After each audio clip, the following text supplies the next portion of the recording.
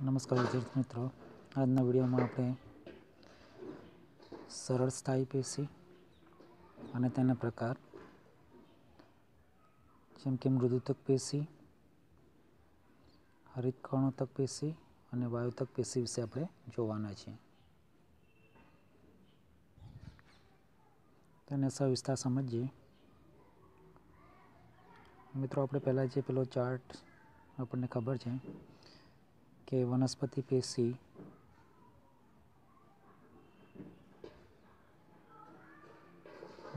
પેશીમાં બે ભાગ પડે, વર્ધનશીલ પેશી અને સ્થાયી પેશી.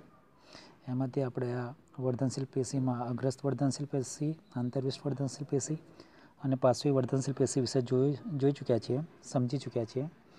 હવે આપણે જે બીજો ભાગ છે સ્થાયી પેશી, તો એ સ્થાયી પેશીમાં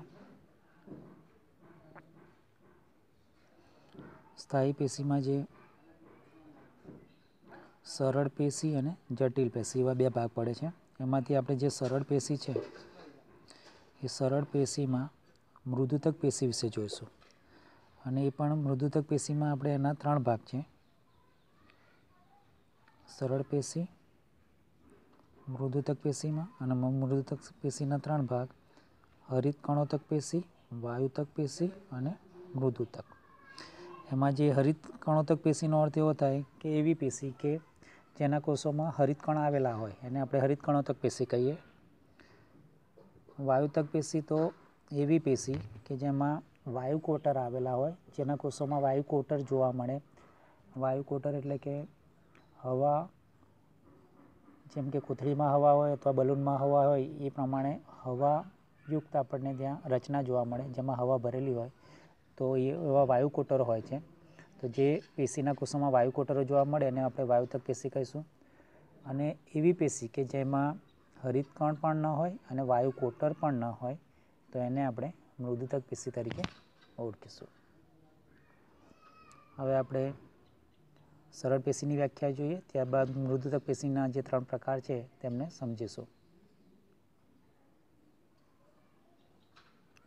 જો અહીંયા સ્થાયી પેશી કોને કહેવાય એની વ્યાખ્યા આપેલી છે.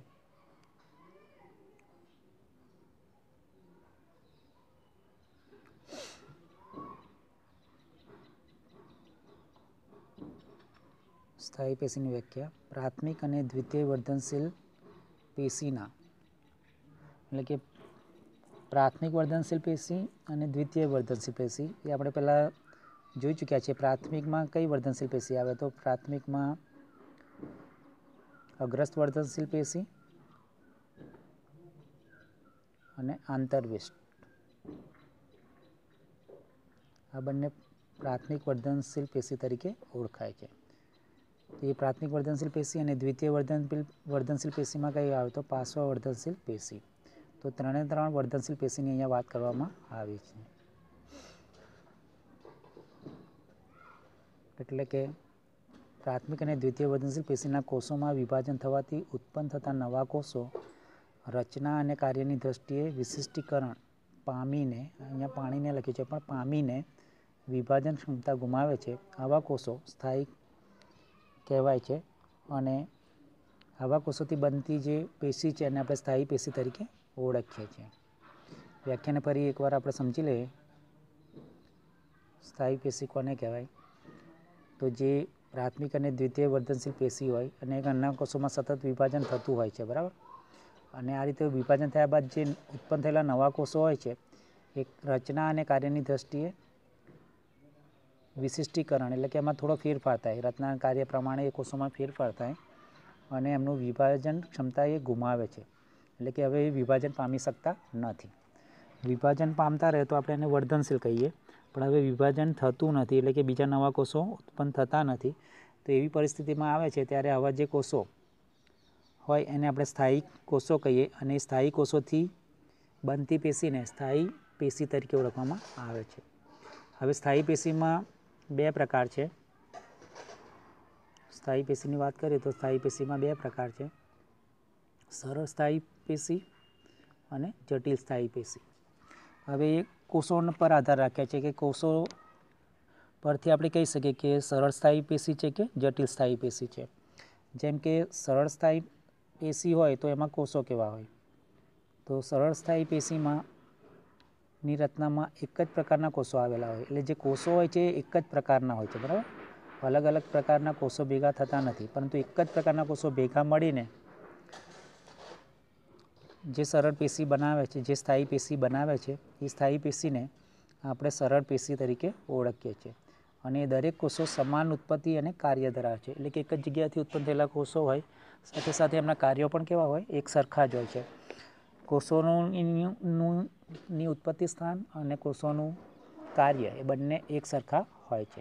એટલે કે એવા કોષો કે જે એક જ કાર્ય કરતા હોય અને કોઈ એક જ જગ્યાએથી ઉત્પન્ન થયેલા હોય અને તેનાથી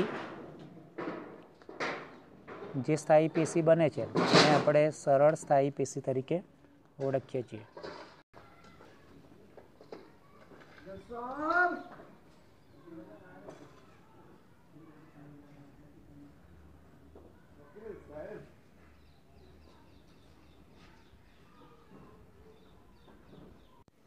હવે આપણે જટિલ સ્થાયી પેશી વિશે જોઈએ. તો જટિલ સ્થાયી પેશી કોને કહેવામાં આવે?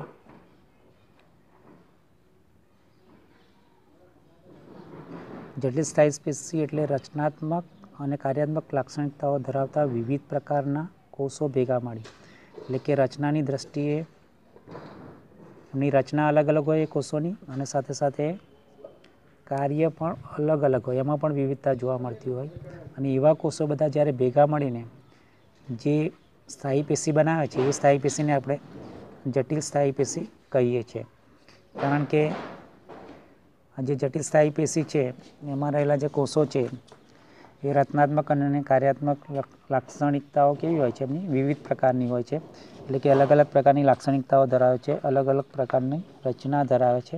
અને એવા અલગ અલગ પ્રકારની લાક્ષણિકતા અને રચના ધરાવતા કોષો ભેગા મળીને જે સ્થાયી પેશી બનાવે છે એને આપણે જટિલ સ્થાયી પેશી કહીએ છીએ. હવે ત્યારબાદ મૃદુતક પેશી વિશે જોઈએ આપણે. તો આ જે મૃદુતક પેશી છે એ વનસ્પતિના દરેક ભાગમાં જોવા મળે છે. અહીંયા તમને એક આકૃતિ પણ આપેલી છે, અને એના જે લક્ષણો છે એ લક્ષણોની સાથે સાથે આપણે આકૃતિમાં પણ થોડું ધ્યાન આપીશું તો આપણને ખબર પડશે કે મૃદુતક પેશીના કોષો કેવી લાક્ષણિકતાઓ ધરાવે છે. જો મૃદુતક પેશી વનસ્પતિના દરેક ભાગમાં જોવા મળે, એનું સ્થાન, તો જે મૃદુતક પેશી છે એ વનસ્પતિના દરેક ભાગમાં જોવા મળે છે. અને આ જે પેશીના કોષો છે એટલે કે એનો અનુપ્રસ્થ છેદ લેવામાં આવે, અનુપ્રસ્થ એટલે કે આડો છેદ લેવામાં આવે, બરાબર. તો એનો આડો છેદ લેવામાં આવે વનસ્પતિનો, તો એમાં આપણને ગોળાકાર, અંડાકાર કે વર્તુળાકાર, બહુકોણીય કે સમવ્યાસી કોષો જોવા મળે છે. અને એ કોષોને આપણે મૃદુતક પેશીના કોષો તરીકે ઓળખીએ છીએ. હવે આ જે કોષો છે એમની કોષ દિવાલ કેવી હોય છે? તો જો તેઓની કોષ દિવાલ પાતળી અને સેલ્યુલોઝની બનેલી હોય છે. કોષો કેવા? કોષોમાં કોષ કેન્દ્ર કેવું હોય? તો જીવંત અને સ્પષ્ટ કોષ કેન્દ્ર ધરાવે છે. પછી કોષો કેવા હોય? તો ખીચોખીચ ગોઠવાયેલા હોય, પરંતુ એમાં આંતરકોષીય અવકાશ ધરાવે છે, એટલે કે બે કોષો વચ્ચે એમાં અવકાશ અથવા તો જગ્યા રહેલી હોય છે, જેને આપણે આંતરકોષીય અવકાશ તરીકે ઓળખીએ છીએ. કોષોના કોષરસમાં મોટી રસધાનીઓ પણ આવેલી હોય. હવે આપણે જે ઉપરની આકૃતિ છે એ આકૃતિ અને આ જે લક્ષણો છે એમને આપણે એકબીજા સાથે સરખાવીએ એટલે તમને ખબર પડશે. જો સૌથી પહેલું લક્ષણ કયું હતું? તો આ આડો છેદ લીધેલો છે, બરાબર. તો એમાં આપણને વર્તુળાકાર, આ જે કોષો છે ઉપર વર્તુળાકાર, અલગ અલગ આકારના છે, બરાબર. લંબગોળાકાર, વર્તુળાકાર વગેરે આકારના તમને અહીંયા કોષો જોવા મળે છે. કોષ દિવાલ પાતળી અને સેલ્યુલોઝ યુક્ત હોય છે, એટલે કે આ કોષોમાં જે કોષ દિવાલ છે એ પાતળી હોય અને સેલ્યુલોઝની બનેલી હોય છે. ત્યારબાદ કોષો કેવા હોય છે? તો જીવંત અને સ્પષ્ટ કોષ કેન્દ્ર ધરાવે છે. કોષોમાં જે કોષ કેન્દ્ર છે આને આપણે કોષ કેન્દ્ર કહીએ. તો આ જે કોષ કેન્દ્ર છે એ કેવું હોય છે? જીવંત અને સ્પષ્ટ હોય છે. આ જે કોષ કેન્દ્ર છે એ જીવંત અને સ્પષ્ટ હોય છે, એટલે એને આપણે સ્પષ્ટ રીતે જોઈ શકીએ એવું હોય છે. ત્યારબાદ આંતરકોષીય અવકાશ ધરાવે છે. અહીંયા તમે જોશો કે દરેક આ કોષ અને આ બીજો કોષ એની વચ્ચે અવકાશ રહેલો છે. આ બધા જે વચ્ચે જગ્યા દેખાય છે એ આંતરકોષીય અવકાશ તરીકે ઓળખાય છે, કે કોષો વચ્ચે જગ્યા રહેલી હોય છે. કોષો ખીચોખીચ હોય છે છતાં પણ એમની વચ્ચે જગ્યા આપણને આ રીતે જોવા મળે છે. અને મોટી રસધાનીઓ ધરાવે છે. જો આમાં રસધાની કઈ છે તો આ જે ભાગ છે, આ કોષ આપણે લઈએ તો આ જે ભાગ છે આટલો ભાગ અંદરનો, બરાબર, આ રસધાની કહેવાય. એ રસધાનીઓ ધરાવે છે, એટલે કે એમાં બહુ મોટી એવી જગ્યા હોય છે. લગભગ 90% જેટલી જગ્યા રસધાની રોકતી હોય છે. હવે આપણે આગળ જોઈએ. મૃદુતક પેશીના સ્થાનના આધારે એના 2 પ્રકાર પડે છે. એટલે કે આપણે આમ તો 3 પ્રકાર છે: હરિતકણોત્તક પેશી, પછી વાયુતક પેશી અને છેલ્લે સરળ મૃદુતક. એટલે આપણે પહેલાં અહીંયા હરિતકણોત્તક પેશી વિશે જોઈશું. શરૂઆતમાં મેં તમને સમજાવ્યું એ પ્રમાણે આ જે હરિતકણોત્તક પેશી છે એ પેશીમાં શું જોવા મળે? તો એના જે કોષો છે, આ પેશીના જે કોષો છે એ હરિતકણ ધરાવે છે, અને લીલા પર્ણોમાં અને કુમળા પ્રકારમાં આપણને હરિતકણો જોવા મળે છે. એટલે કે હરિતકણોત્તક પેશી આપણને લીલા પર્ણો અને પ્રકાંડમાં જોવા મળે છે. જેમાં હરિતકણ આવેલા હોવાથી તે પ્રકાશસંશ્લેષણની ક્રિયા દ્વારા શું કરે છે? ખોરાક બનાવવાનું કાર્ય કરે છે. એટલે કે હરિતકણોત્તક પેશીનું મુખ્ય કાર્ય શું છે? તો વનસ્પતિ માટે ખોરાક તૈયાર કરવાનું કામ કરે છે. હવે ત્યારબાદ છે વાયુતક પેશી. વાયુતક પેશી એટલે કે જેમાં વાયુ કોટરો આવેલા હોય છે. જે પેશીના કોષો વાયુ કોટરો ધરાવતા હોય એને આપણે વાયુતક પેશી તરીકે ઓળખીએ છીએ. જો અહીંયા તમને આ આકૃતિ જે આપેલી છે આમાં તમને વાયુ કોટરો જોવા મળે છે. આ જે ભાગ છે આ ભાગમાં તમને વાયુ કોટરો જોવા મળે છે. નાના નાના આ રીતના ભાગ જોવા મળે છે, જેને આપણે વાયુ કોટરો કહીએ છીએ. તે પ્રકારના વાયુ કોટરો આવેલા હોય છે, એટલે કે વાયુ ભરેલી થેલીઓ આવેલી હોય છે એવું આપણે એને સમજી શકીએ. પછી જે વાયુતક પેશી છે એ જલજ વનસ્પતિમાં જોવા મળે અને વાયુ કોટરો ધરાવે. હવા ભરાવાને કારણે તારકતા એટલે કે હલકાપણું આવે અને પરિણામે એ વનસ્પતિ પાણી પર તરી શકે છે, કારણ કે એમાં વાયુ ભરેલા હોય છે. વનસ્પતિના જે કોષો છે એમાં વાયુ ભરેલો હોય અને વાયુ ભરેલાને કારણે હલકી બને, પરિણામે એને આપણે કહી શકીએ કે એ પાણી પર તરી શકે છે. ઉદાહરણ તરીકે આવી કઈ વનસ્પતિ છે જે પાણી પર તરી શકે? તો જળશૃંખલા, જળકુંભી અને સિંગોડા. આ 3 વનસ્પતિ એવી છે કે જે વાયુતક પેશીમાં વધારે પ્રમાણમાં જોવા મળે છે, અને પરિણામે આ જે વનસ્પતિ છે તે પાણી પર તરી શકે છે.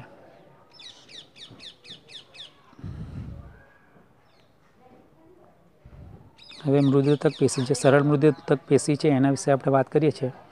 મૃદુતક પેશીનું આજે આપણે અત્યાર સુધી મૃદુતક પેશી જોઈ એમાં 3 હરિતકણોત્તક પેશી, મૃદુતક પેશીના 3 ભાગ. એમાં હરિતકણોત્તક પેશી, બીજો ભાગ છે